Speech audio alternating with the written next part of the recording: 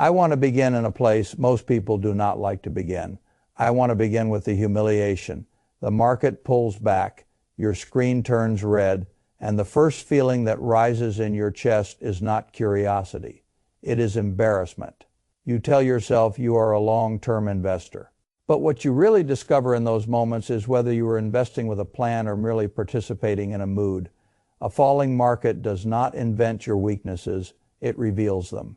That is why I've never thought of a market crash as some exotic disaster that descends from the sky. I have always thought of it as an X-ray. It shows you what was solid, it shows you what was hollow, it shows you whether your portfolio was built to produce wealth or whether it was built to help you feel clever during a bull market. Most men do not lose serious money in a pullback because they lacked intelligence. They lose it because they confused excitement with strategy. They bought what had already run. They borrowed conviction from headlines. They let the market's mood become their own internal compass. Then when the market changed its tone, they discovered they had no operating system of their own. That is the real danger in 2026. Not simply that prices have come down. Not simply that many popular names are down sharply. Not simply that some stocks are already living in their own bear market while the broader S&P 500 has not even formally entered a correction yet. The danger is that a great many people came into this year with the wrong architecture. They owned risk they had not priced correctly, optimism they had not earned, and concentration they mistook for confidence. So I want to speak plainly. If you are asking whether this is a crash or a buying opportunity, you are still asking the wrong question. The right question is this: what kind of owner are you going to be while the market is removing the fantasy premium from everything that was priced, as if the future could only get better? That is the question worth answering, because the market that came into 2026 was not a humble market. It was a market that had started to believe its own mythology. Anything with an artificial intelligence story attached to it seemed to deserve a premium. Quality still mattered, yes, but quality was being priced with the assumption that rates would ease, liquidity would improve, and growth would glide higher without friction. That is how adults get hurt. Not through one dramatic mistake, through a series of respectable assumptions that all point in the same direction. When a company like Microsoft is trading above a 35 times forward earnings multiple, you are no longer paying merely for excellence. You are paying for a future that has been smoothed, polished, and stripped of ordinary business friction. When Apple is trading in line with that, despite offering only a fraction of the same growth, the market is telling you it has stopped distinguishing carefully enough between great businesses and great stories.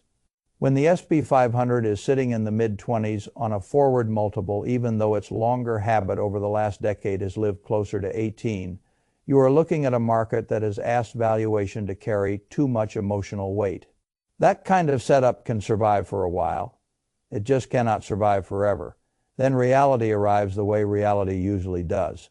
Not politely, not all at once, and not in a form that makes people feel prepared. Uncertainty around the United States and Iran, oil pressure, inflation fears that refuse to behave the way the market wanted them to behave, rate cut dreams that get repriced into no cuts and even a small chance of hikes, a growth narrative that still exists but no longer exists in a world where money is getting cheaper. That is when the market begins doing what it always does to excess. It starts charging admission again. I have watched this movie many times. The names change, the slogans change, the technology changes. Human nature does not. People love a rising market because a rising market allows them to delay serious thought. They can call momentum insight, they can call overexposure conviction, they can call luck a system, they can point to a rising account balance, and imagine that what is working in a favorable climate must also be durable in a difficult one. Then the weather changes, and what looked like a mansion turns out to be painted plywood. I do not say that to be dramatic. I say it because the central problem in a market like this is not whether you will see volatility. It is whether volatility will force you to discover that you were never really allocating capital, you were renting confidence from a bull market. That is why I want to give you a different lens. You should not think of 2026 as a dip. You should think of it as a sorting machine. A sorting machine for balance sheets, a sorting machine for valuation, a sorting machine for cash flow, a sorting machine for investor psychology, a sorting machine for whether you own businesses or merely own symbols. The first mechanism I want you to understand is what I call the valuation hangover. A bull market lets people consume tomorrow's returns today. They bid up the present price of a business because they are so certain the future will justify it. That works beautifully until the discount rate changes, growth expectations soften, or uncertainty rises enough that investors remember the future is not a contract, it is a projection. When that happens, the stock does not need the company to become bad. It only needs the price to stop pretending everything will be ideal. That is the hangover. The company may still be excellent. The stock may still fall hard. Those two things are not contradictory. They are often the beginning of intelligence. The second mechanism is what I call the rate illusion. A lot of investors were carrying around a lazy assumption coming into this year. They believed 2026 would be a friendlier rate environment. Lower rates would help growth companies borrow. Lower rates would support premium multiples. Lower rates would give long-duration assets another reason to stay expensive. That line of thought was not irrational in isolation. It just depended on conditions continuing to cooperate. Then the data changed. Only a few weeks earlier, people were discussing 2 rate cuts as if it were part of the furniture. Suddenly, the market is no longer expecting cuts at the next meeting and is even entertaining a small chance of a hike. When that happens, a growth investor who thought he owned a business discovers he also owned a rate bet without admitting it to himself. This is why so many portfolios feel more injured than the index itself. The S&P 500 being down roughly 8% from the late January peak does not sound like total devastation, but portfolios built around crowded growth, software names, and expensive narratives can feel as if the floor disappeared beneath them. That difference matters. It tells you the problem is not just the market, it is what kind of market exposure people were carrying. The third mechanism is what I call the quality filter. In good times, quality is a slogan. In difficult times, quality becomes arithmetic. When growth slows, when refinancing does not get easier, when capital becomes more selective, when investors stop paying any price for a fashionable story, the businesses with real liquidity, real free cash flow, and real balance sheet strength begin to separate themselves. That is why I pay attention to simple things. Cash on hand, debt levels, the durability of free cash flow, the ability to keep operating without begging the credit markets for permission. Look at a company like NVIDIA in the source material that landed on my desk. Over $62 billion in cash, about $11 billion in debt, nearly $60 billion in free cash flow. You do not need poetry to understand why that matters. In slower economic conditions, strong businesses lean on their balance sheets, weak businesses lean on hope. Hope is not a financing strategy. A pristine balance sheet is if you are serious about protecting and compounding capital. You must stop asking whether a stock is down enough to look tempting and start asking whether the business underneath the stock can walk through a tougher year without needing the world to turn perfect again. That shift in thinking is not cosmetic. It is an identity shift. It turns you from a dip buyer into an owner. There is a tremendous difference between those two men. The dip buyer wants permission. The owner wants evidence. The dip buyer sees price first. The owner sees business quality first. The dip buyer wants excitement. The owner wants asymmetry. The dip buyer is afraid of missing a rebound. The owner is afraid of confusing a lower price with a better investment. That is the kind of man you need to become in a market like this. Not because it sounds noble, because it is the only way compounding survives periods when enthusiasm gets repriced. The fourth mechanism is the balance sheet test. Every market decline eventually becomes a financing exam. The people who own weak businesses learn this too late. When money was cheap and sentiment was generous, they could hide behind narratives. They could tell themselves future scale would fix present fragility. They could treat dilution, leverage, and negative cash habits as temporary inconveniences on the road to greatness. Then the road gets steeper. And suddenly the terms change. A business with thin liquidity and weak internal cash generation does not merely suffer a lower stock price. it suffers a loss of strategic freedom. It has fewer options. It has less patience. It becomes more dependent on the kindness of outside capital at exactly the moment outside capital becomes less kind. That is why I say quality over and over again in markets like this. Not fashionable quality, not brand quality, not story quality, financial quality, the kind that survives when headlines worsen before they improve, the kind that survives if the Middle East stays messy longer than anyone hopes, the kind that survives if oil pressure bleeds into inflation longer than the market wanted, the kind that survives if GDP growth slows from 2.7% to 2.0%, and investors have to accept that even without a recession, a slower machine deserves a different price. You do not need apocalypse for valuation to change. You only need friction. The fifth mechanism is what I call the index illusion. Investors often say the market is only down so much, therefore things are not too bad. That is a pleasant sentence. It can also be a dishonest one.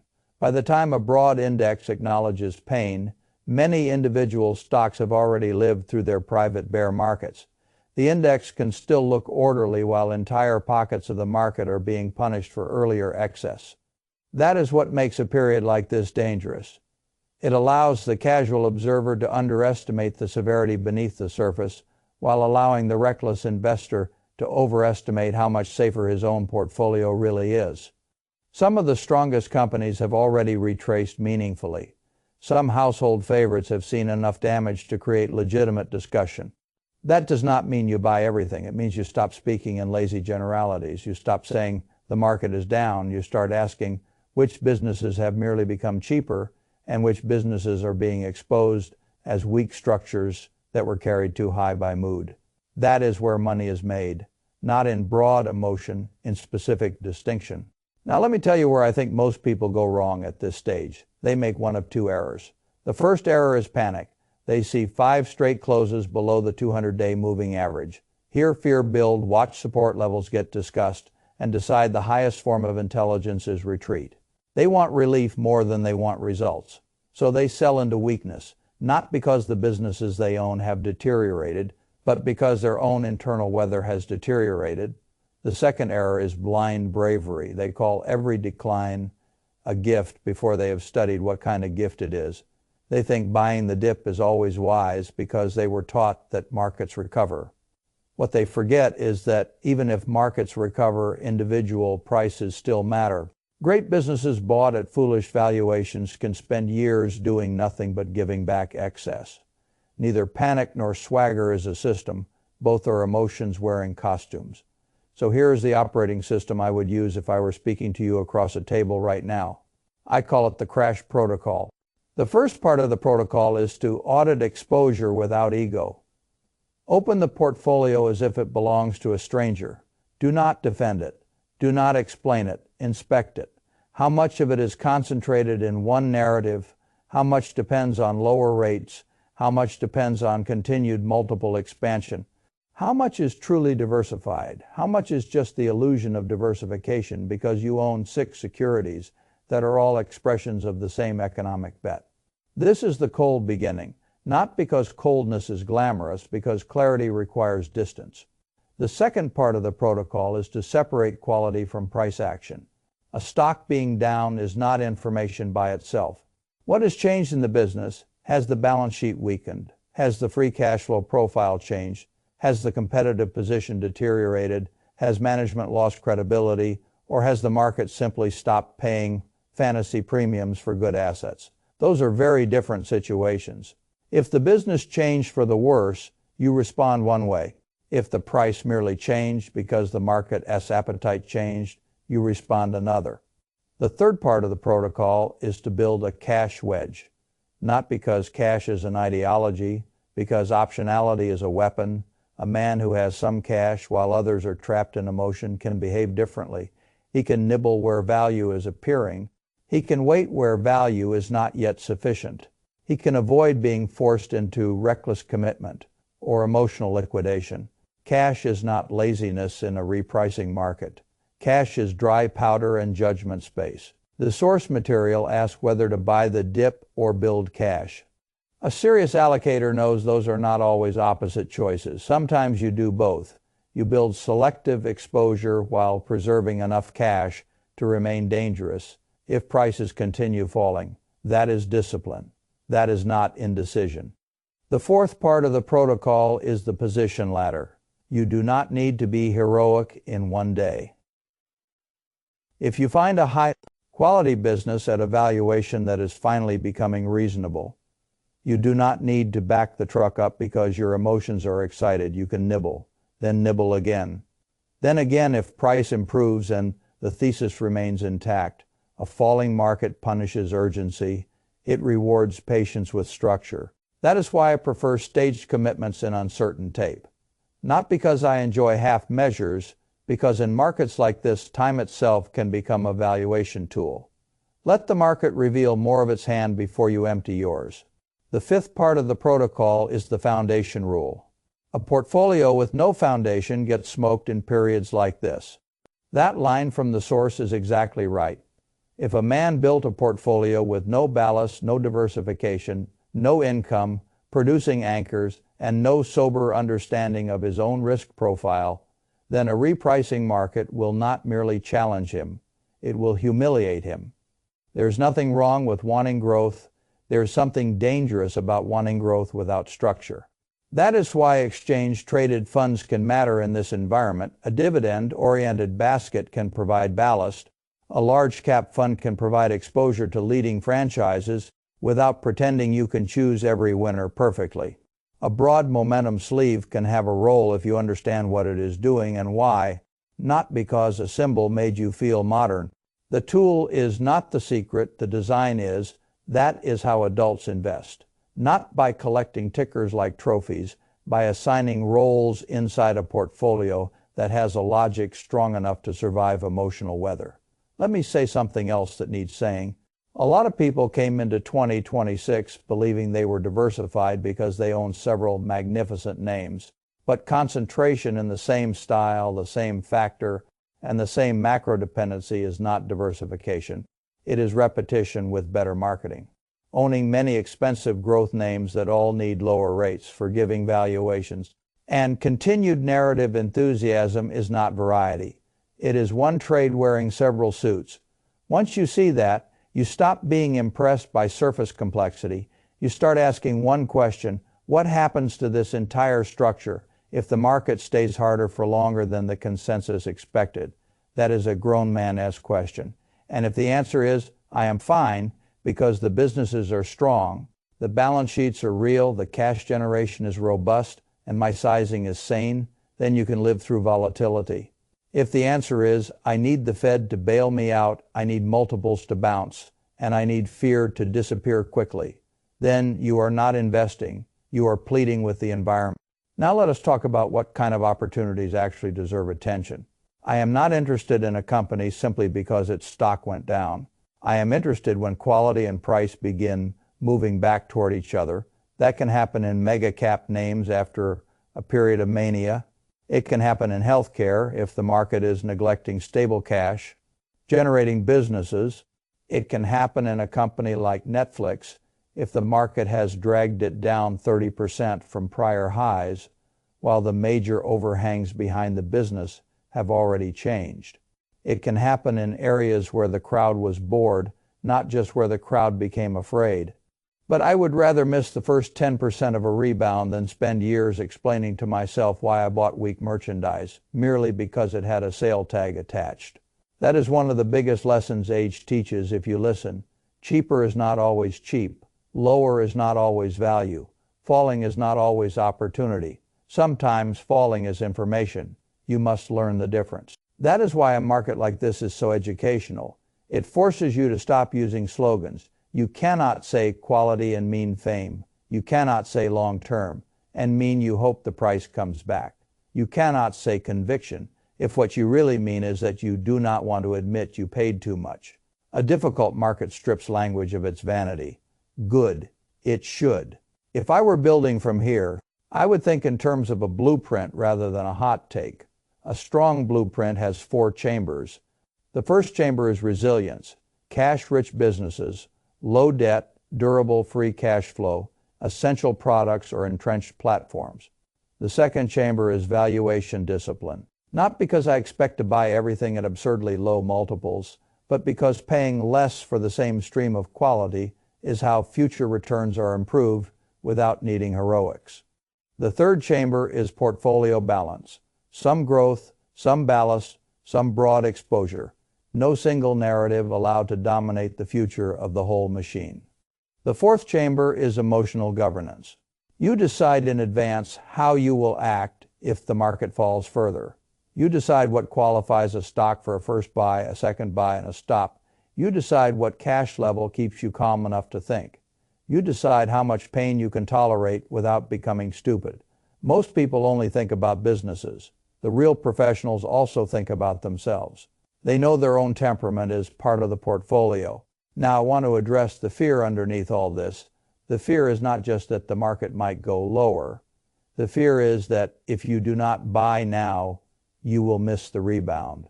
That fear has cost people fortunes. It makes them confuse motion with wisdom. They want to feel involved. They want to feel brave. They want to say they bought when there was blood in the streets, even if all they really did was buy too early because they could not bear being patient. Patience is not passive in moments like this. Patience is active restraint. It is the refusal to become impulsive just because prices are changing. It is the discipline to say, I am interested, but I do not need to rush. It is the confidence to know that capital allocation is not a masculinity contest. I know this sounds severe. It is supposed to markets punish vanity quietly and thoroughly. I would also warn against the opposite vanity, which is the pride of the perfect timer. The man building a cash position can become intoxicated by caution. He starts to imagine he will know exactly when the all clear arrives. He wants the bottom, the headline, the signal, the final confirmation that man can miss enormous value because he demanded certainty at the exact moment uncertainty was paying the highest rate of return. That is why I prefer measured action, nibble here. Wait, nibble there. Study, compare, preserve cash, add when quality and valuation meet on terms you can defend. No one rings a bell, and no serious investor should need one. This is also where identity becomes destiny. There are two kinds of men in a period like this. The first kind says, tell me what the market will do. The second kind says, tell me what standards I will use, no matter what the market does. The first man will always be a hostage. The second man has a chance to become wealthy. That is the identity flip I want for you. I do not want you to become a prediction addict. I want you to become a standards-based allocator. One man watches volatility and asks for emotional reassurance. The other watches volatility and asks whether it is improving his future returns if he behaves correctly. That is a much stronger way to live, and it is much closer to how wealth is actually built. You do not build durable wealth by proving you can guess headlines. You build it by repeatedly buying quality at sane prices, refusing leverage of the ego, and protecting your own decision, making from the crowd's mood swings. The market update in your source material mentions that things likely get worse before they get better, unless there is some resolution in the Middle East. That is a fair observation. But even there, I would tell you to be careful. People often wait for the world to feel better before they decide prices are safer. In many cases, the opposite is true. By the time the world feels easier, prices have already become less generous. That does not mean you buy recklessly into uncertainty. It means you learn to think in probabilities instead of feelings. If valuations are improving, if the broader S&P 500 forward multiple has finally moved back below 20, if some leading names are now trading below 20 times, if the market is approaching levels that have mattered before, then you are no longer in the same market you had in January. You are in a market that is beginning to give back some of its arrogance. That matters. It means the future may still be difficult, but the entry price into that future is improving. That is exactly the sort of environment where disciplined capital starts being built. One piece at a time. I want to finish with something more important than a stock, a rate outlook, or a support level. A market like this is a mirror. It will not only tell you what businesses you own, it will tell you what kind of adult you are financially. Do you need comfort from consensus? Do you need a headline to tell you what to believe? Do you need your account to be green before you feel intelligent? Do you only want to buy what is already working? Do you treat cash as failure and volatility as injustice? Or can you sit in uncertainty without becoming weak? Can you inspect a business without romanticizing it? Can you admit you paid too much? Can you wait? Can you buy carefully when prices improve and still sleep if they improve further later? Can you design a portfolio that does not require perfection from the world? Those are the real questions. Not because they sound philosophical, because every large fortune built through common stocks eventually passes through them. Here is the final test I would give you if you were sitting across from me. Take out a blank sheet of paper and write down the names of every business or fund you own next to each one. Write why you own it, not what it did, not what someone online said, why you own it. Then write the valuation condition under which you would add. Then write the business condition under which you would sell. Then write how much cash you need to remain rational if the market drops another 10%. Then write whether each position is part of your resilience chamber, your growth chamber, or your ballast chamber. If you cannot do that cleanly, then what you have is not a portfolio. It is a pile of opinions, and piles of opinions get crushed in markets like this. A real portfolio can survive. A real portfolio can even benefit. That is the threshold. That is the contract with your future self.